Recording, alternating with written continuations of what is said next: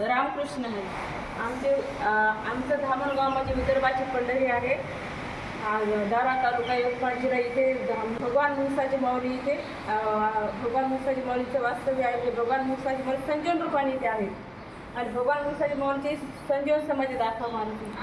भगवान मुसाजी माऊली समाधी संजीवन आहे.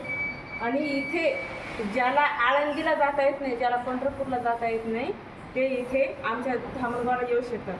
कारण प्रत्येकाला माहिती आहे की इथे फक्त दोनच महात्मे असे झाले, देवाशी जगातले दोनच संत असे होऊन गेले की त्यांना माऊलीची उपमा दिली. एक आहे ज्ञानोबा आणि एक आहे भगवान मुसाजी माऊली. ज्ञानोबा आहेत आळंदीमध्ये आणि आमचे भगवान मुसाजी माऊली आहे धामणगावामध्ये. कारण भगवान मुसाजी माऊली सामान्य नाही, ते भगवान मुसाजी माऊलीचा अवतार हे साक्षात श्रीकृष्णाचा आहे. त्यांच्या अभंगात म्हटलेलं पण आहे की गोकुळचा तो मुरलीवाला धामणगावी कन्हैया आला. हा इथे साक्षात भगवान मुसाजी माऊली म्हणजे श्री हरी विष्णूचा अवतार आहेत. आणि सगळ्यांनी या आमच्या धामणगावामध्ये येऊ. कृतज्ञ व्हा, तुम्हाला भगवान मुसाजी माऊलीची कृपा होईल.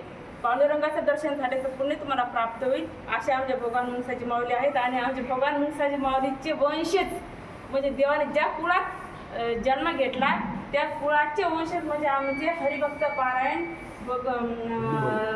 मुरली महाराज आंबोरे हे देवाचे वंशज आहे. वंशज असून ते देवाचे पुजारी पण आहेत स्वतः. आणि हे सुद्धा वंशज म्हणजे त्यांचे भाऊ आहेत.